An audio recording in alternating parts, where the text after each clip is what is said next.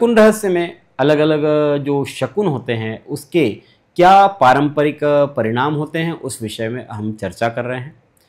आज हम आपको गाल और नाक ये फड़फड़ाने पर क्या शगुन होते हैं इस पर बात करेंगे। सबसे पहले देखते हैं गाल।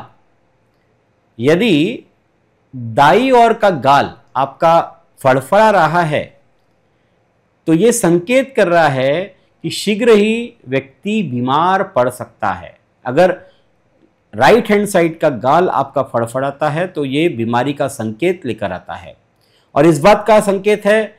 और यदि पहले से बीमार हो और दाया गाल फड़फड़ा रहा है तो और अधिक बीमार होने की संभावना बन सकती है, ऐसा समझना चाहिए। और यदि बाया गाल आपका फड़फड़ा रहा है तो भी ठीक नहीं होता। हाँ, रोग तो नहीं होता, लेकिन आप जो काम कर रहे हैं उस काम में बाधा आने के संकेत हो सकता है।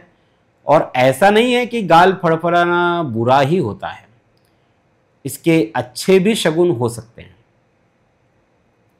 यदि दायां बताया बीमारी का है, बायां है वो काम में बाधा, अगर दोनों गाल समान रूप से फड़फड़ा रहे हैं तो ये शुभ माना गया है।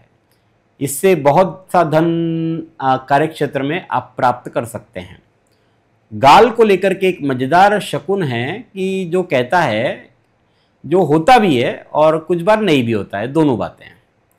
यदि किसी दंपति के संतान होने वाली हो और उस समय यदि पति या पत्नी दोनों में से किसी का बाया गाल के मध्य में, पूरा गाल नहीं, बाएं गाल के बीचों बीच अगर फड़फड़ाहट शुरू हो जाए तो उस व्यक्ति के घर में कन्या जन्म लेती है, ऐसा देखा गया है। और यदि संतान नहीं होने वाली हो तो और बाएं गाल के मध्य में फड़फड़ाहट होने लगती है तो उसकी पुत्री को कोई शुभ समाचार इस अंतराल में मिल सकता है। ऐसा ये गाल के विषय में फड़फड़ाने के शकुन हैं। अब देखते हैं नाक। यदि किसी व्यक्ति की नाक फड़फड़ाती है तो उसके व्यवसाय में वृद्धि होती है।